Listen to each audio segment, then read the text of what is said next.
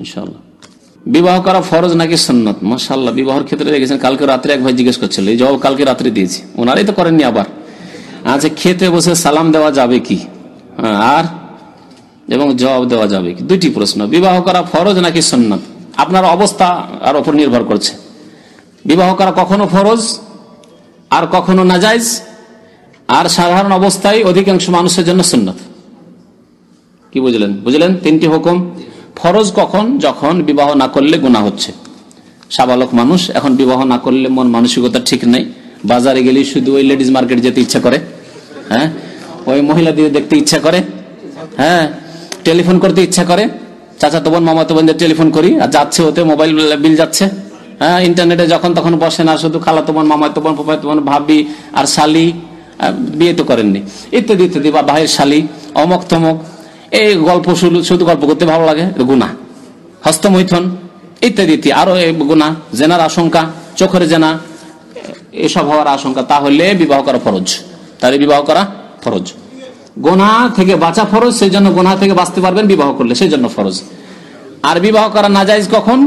যখন কারো কাছে পুরুষত্ব থাকবে না, বিয়ে করে হক আদায় করতে পারবেন না, তখন বিবাহ করা নাজায়েজ। হুকুমটা শুনেন, গল্প না করে। আর সাধারণ অবস্থায় সাবালক হলে বিয়ে করা সুন্নাত, সাবালক হলেই বিয়ে করা সুন্নাত, যত তাড়াতাড়ি করতে পারেন ভালো কথা। জি।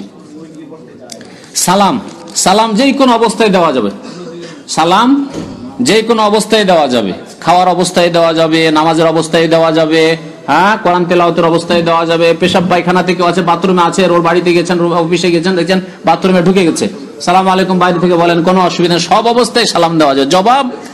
জবাব কিছু কিছু অবস্থায় দেওয়া যাবে, নামাজের অবস্থায় জবাব দেওয়া যাবে না ওয়ালাইকুম আসসালাম বলে।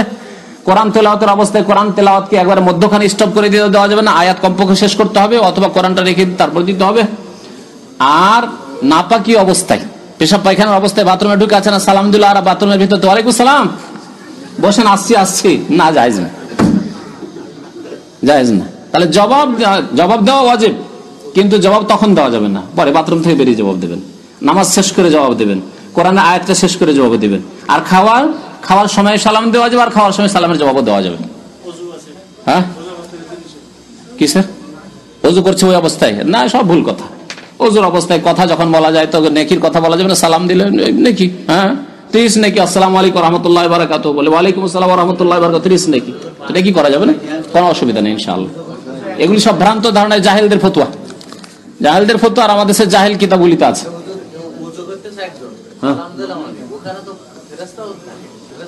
হ্যাঁ, সব জায়গায় ফেরেশতা থাকে, এখানেও ফেরেশতা আছে, মসজিদেও ফেরেশতা আছে।